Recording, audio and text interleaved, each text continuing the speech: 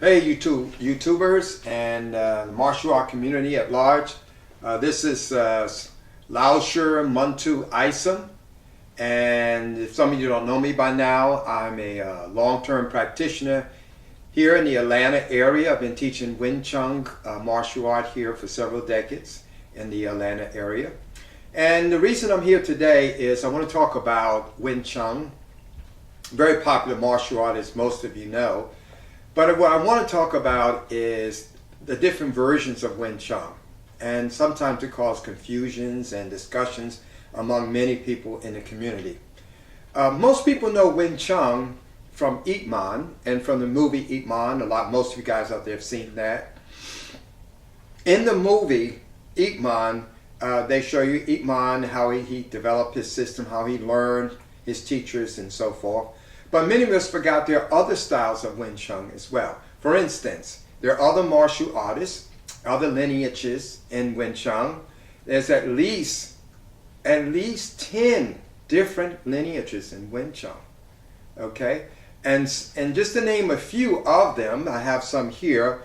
We know Ip Man, we know Yuen. There's also Yuen K San, which most of you may not be familiar with it. He came before Ip Man. And these masters were before Ip Man, and very important in development of the concepts and teaching and practice of Wing Chun. There's Pan Nam. There's also Buddha Hand Wing Chun, which is a style of Wing Chun which is rare. And another version of Wing Chun is Fujian. There's Malaysian, and there's also Vietnamese style of Wing Chun as well. So with all these different styles, the most important thing to know that the Sil Lim Tao, which is the basic beginner level form of Wing Chun, is going to look different from one practitioner to another practitioner. That's not what's important. What's important is what Wing Chun is trying to teach us about this beautiful art, how it actually works in a martial arts situation. For instance, Wing Chun is important. It is not a combat form. It is an attribute form. It is a form that's designed to help a student develop attributes that are necessary in order to become good at Wing Chun martial art or at fighting. And it's important to know that you develop speed, power, awareness, focus, calm, all of these wonderful attributes that if you don't have those, you will not be good at Wing Chun. And when I was mentioning about the versions before, if you can, this book here, as you can see, you might want to zoom in a little bit with this book here, is one of the books that is available. You can buy this book, I believe it's on Amazon, and it teaches you about the different lineages of Wing Chun, as you can see here. And it's a great book in all the other styles of Wing Chun. There are a lot of interesting pictures in this book. You see different masters practicing, doing a different version of Sil Lim Tao, of Chum Kiu, of the wooden dummy form, the Mukyak Zhong.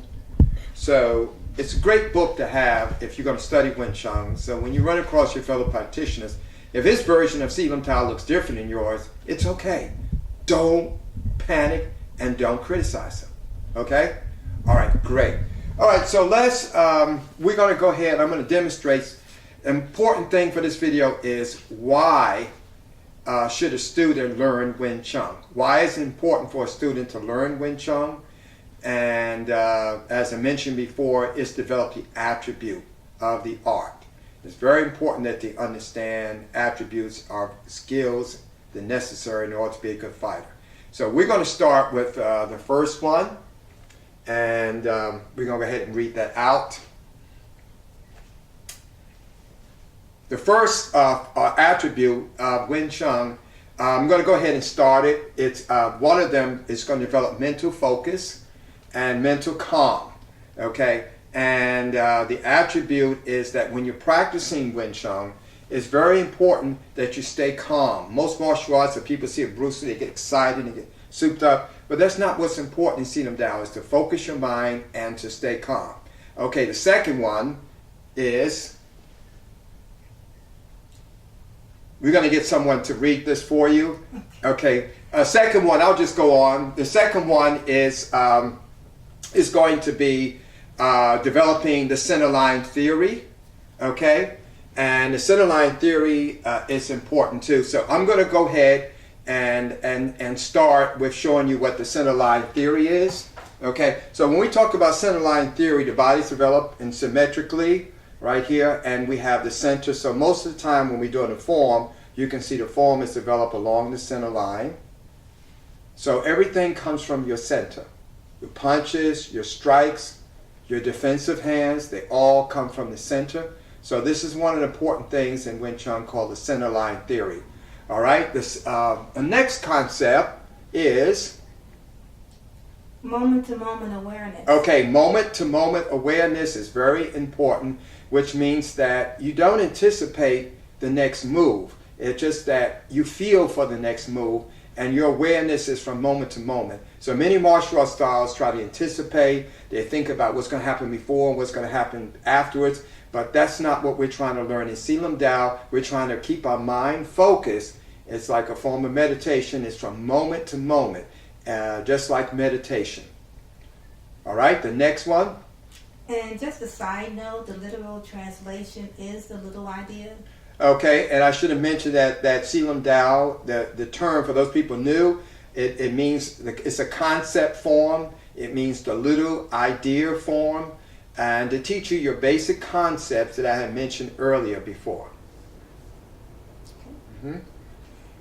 Flowing energy and understanding of the use of hand and soft or yin and yang.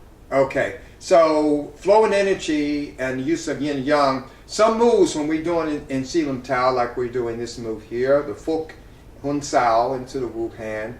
These movements are flowing,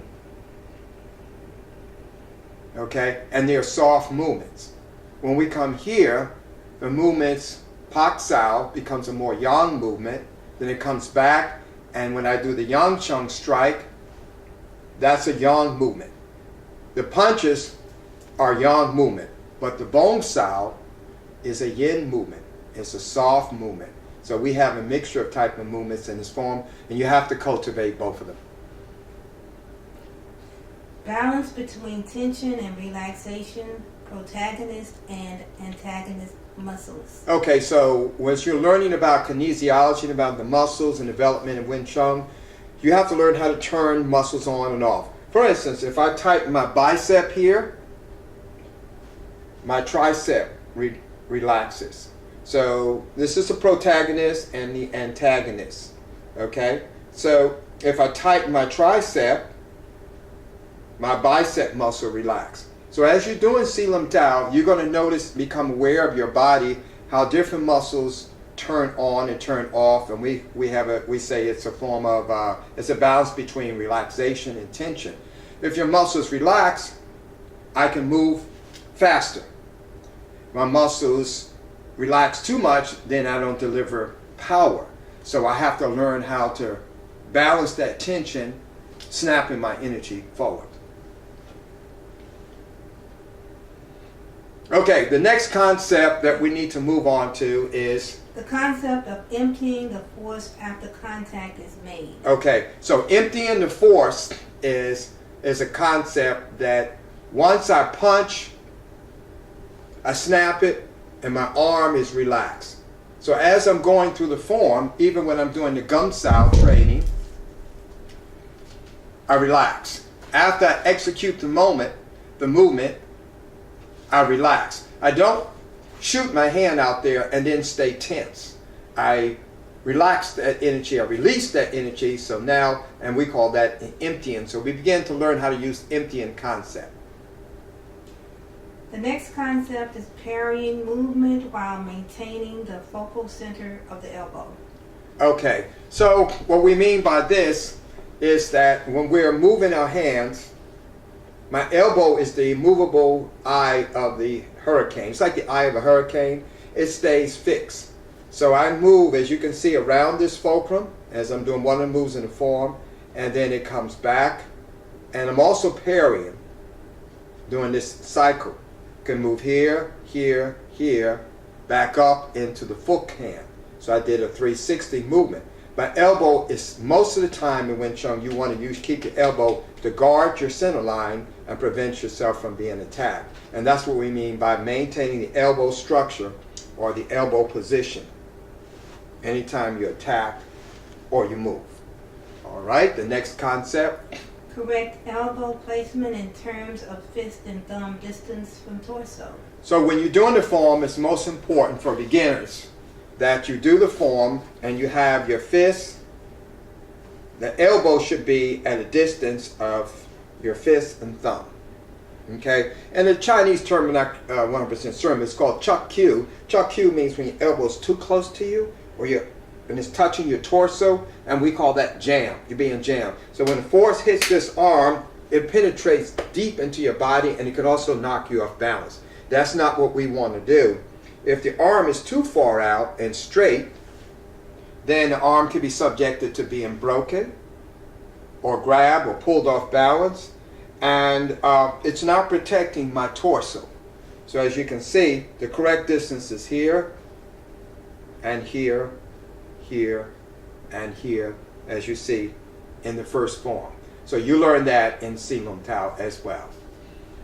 All right, the next concept. Sinking your weight and center of mass into the ground for stability.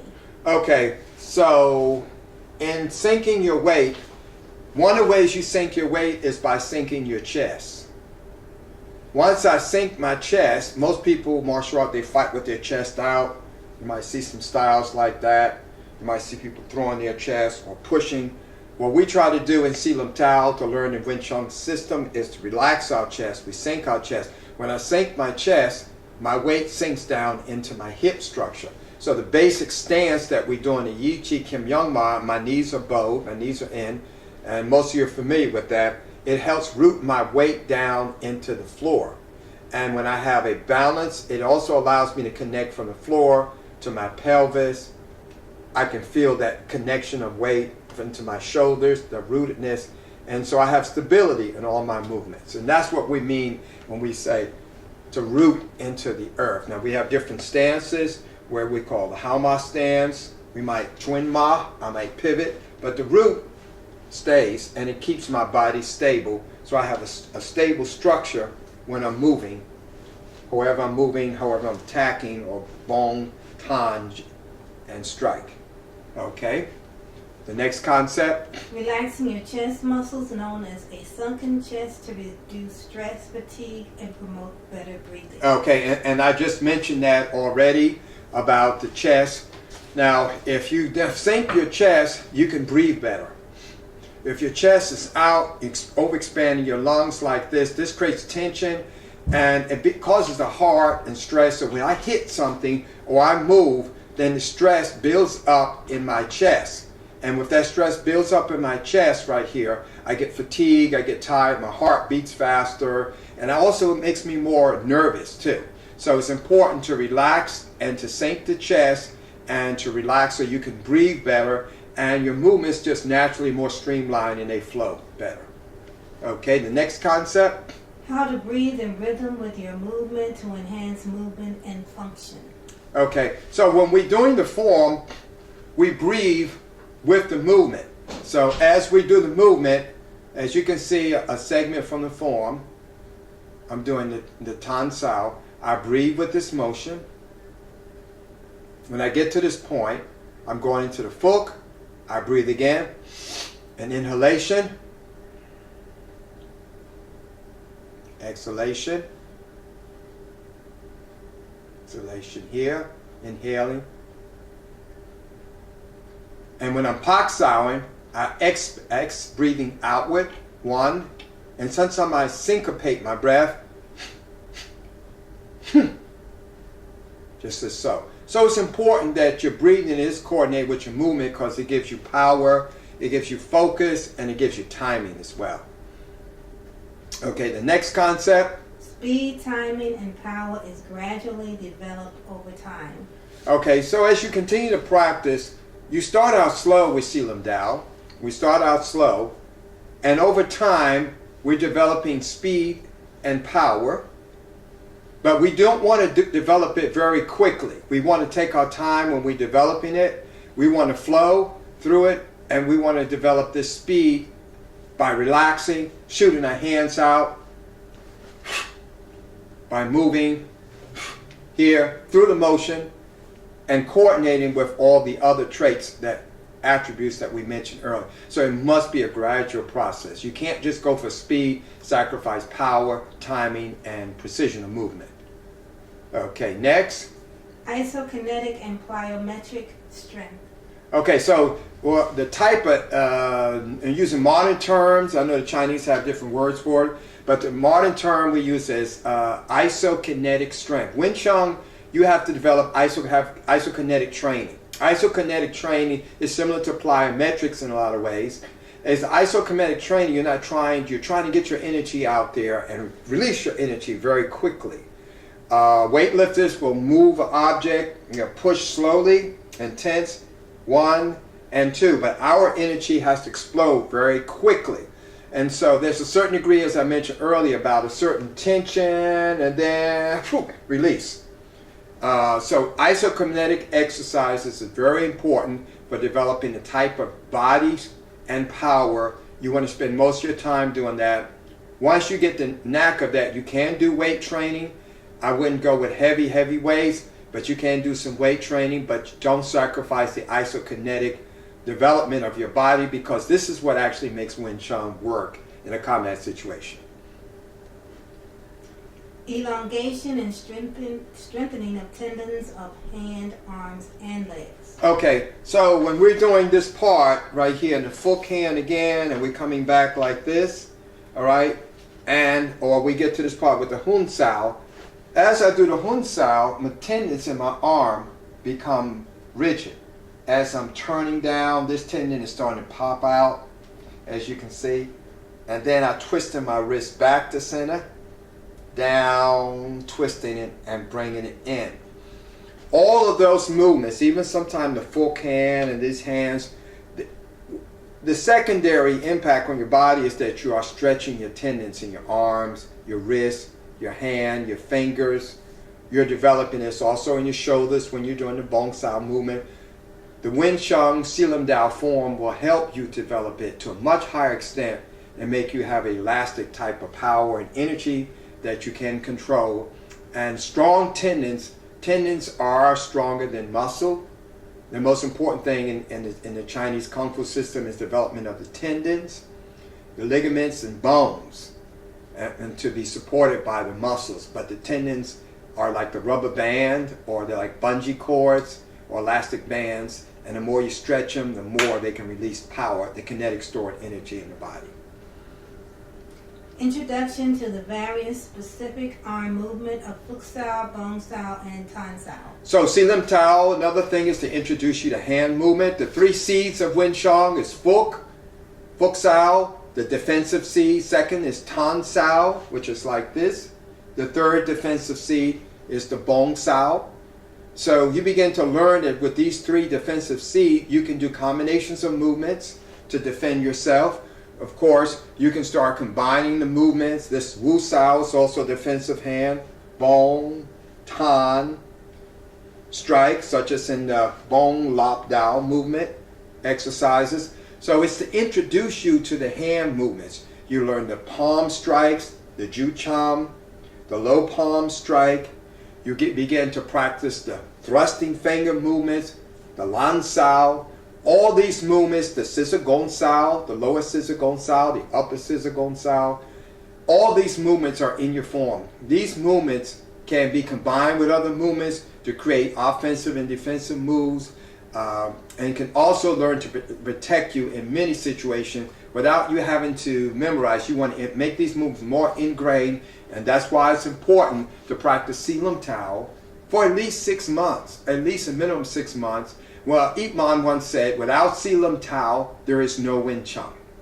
So that's how important. Most people want to get into the MOOC and the other forms, but it is the foundation form. And without understanding development and patience in development, that first 6 months, your skill won't be as good as you thought it would be. Hands and pelvic connection. Okay, so the pelvic and hand connection part is that, again, it's that kinesthetic understanding how the hands, the pelvis is what deliver power to the hands. So we don't just like push our arms out such, but we link it up to our pelvis. So rotational energy, if I'm striking this way, striking here, and or I'm throwing bong and then I'm coming back to chop, you can see that the pelvis helps generate torquing power, rotational power along with the feet and the other parts of the body, and with a snapping action to increase your power when you're actually doing the techniques, throughout the system. So Sil Lim Tao begins to introduce you to that connection. Proper spinal alignment and body symmetry. Okay, so the spine is important because some people do Wing Chun. We don't want you to lean forward this way when you're in the stance, Yi Chi Kum Young Ma. We don't want you to lean back like this. Some people push their hips too far forward and their structure's off. And so we want that spine to be straight when you do it. We want a connection between your spine, your pelvis, and the ground. So it's important to keep the spine and to keep the head lifted, to maintain what we call the Tai Chi pole, or think of it as a rod that's going up the center of from the head, crown, all the way to your lower spine into the floor, that's rooting you into position. And your spinal alignment allows you to maintain balance, structure, and it's the platform for which you deliver your actual power. Concept of forward energy. Okay, so as you practice this, when you learn forward energy, you learn more about it in the Dan Chi Sao and the two-hand Chi Sao. But in Sil Lim Tao, you introduce it because as you do the form, you should constantly maintain forward pressure all the way through the form. Your energy should be constantly moving into that form, especially during the tan is pushing through the elbow, okay, into those positions. As you go through the form, the pressure is always forward. You don't relax it, but it's not excessive pressure, but it's just the right pressure so you could feel. Well, forward energy allows you to feel for emptiness and space and to be able to attack your opponent without having to actually look for an opening. If you feel the opponent doesn't have that forward energy, then he is more vulnerable for an attack. Peripheral vision. Okay, peripheral vision is important. As I'm practicing the form, I don't look down to my hand and look up. I don't look to the left and look to the right. What I do, as I'm doing the form, I can see my hand. So if my hands are going down here, I don't have to put my head down. I look forward. So therefore, if my hands go into the facile position, as I'm doing this, I'm developing peripheral vision without knowing it. Peripheral vision allows me to see who's it coming from my side, my left and right, without directly turning my head to see and giving away my stealth mode. So it's important as you practice a form, realize you're actually developing your eyes. If you look straight ahead and maintain your head on the center, you'll develop the peripheral vision that's needed in order to become an elite fighter. Efficiency of movement and proper coordination. And this is one of the key things of Wing Chun is efficiency of movement. We always say a minimum movement with maximum effect. And with Wing Chun, it's not important that you escape a wrist lock or hold or grab if you're using it defensively or push, but you do it in the most efficient way in the shortest amount of time. Sil Lim Tao teaches you those movements that you're going to need. Of course, you will be pivoting and stepping and combining other movements with it, but it'll teach you the most efficient way to get out of combat scenarios or situations that you may find yourself in, but in the shortest amount of time. So many styles can escape a wrist lock, but Wing Chun wants you to handle that situation in the shortest amount of time. What's the shortest amount of time? If someone grabs my wrist, instead of trying to escape that wrist lock, as soon as they grab that wrist, I shoot the strike and I occupy their attention. If they don't stop that hand, they got hit. Of course, my hand is free, but if they focus their attention on their fist, now my hand, it can easily get free and I can come back with another strike. So that's what we mean by that concept.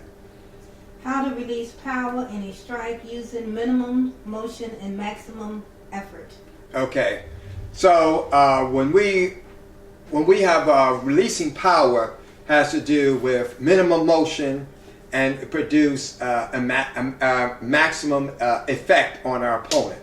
And so my hand is not going to generate a lot of power like we see the haymakers and people throw punches like that. What we want to do is that my hand starts here and it moves, but combining the torque that we talked about for the hips, the root, the turning of the waist, and keeping my body more streamlined and combined with the speed, I can move my hand a short distance and create more effect. For instance, you can kind of see this. My hand is moving here, and then it snaps right here to develop power, just like in the punch, relaxation, or here. So my hand is not moving far out, it's moving short distance, but I'm generating a lot of power coming up from the ground and the root. So as you practice the form in Sil Lim Tao, you're snapping your movement out.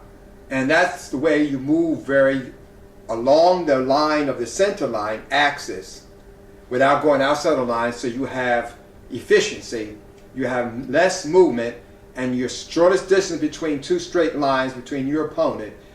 Of course, a straight line would be that, but we have a joke that says shortest distance between 2 points is Wing Chun. Okay? All right, so I hope I impressed upon you today why you should practice Sil Lim Tao, why it's so important. You don't want to rush through your training.